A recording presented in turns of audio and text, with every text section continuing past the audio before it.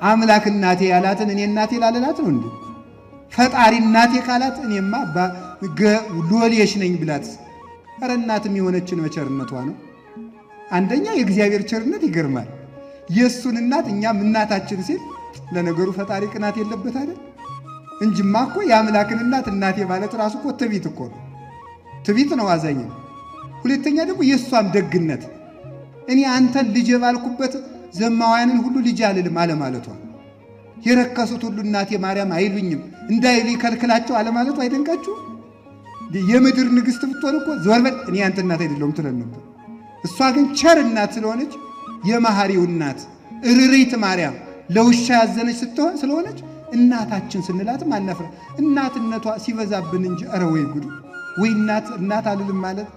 ስለዚህ እመቤታችን ምንድናት ካላችሁ እሷ የፈጣሪ እናት የቃል ኪዳን እናታችን ናት። ቃል ኪዳኑ ተፈጽሞ አምላክ የተወለደባት ስለሆነ የአምላክ እናት የሆነች ዕለት የፍጡራን እናት ሆነች።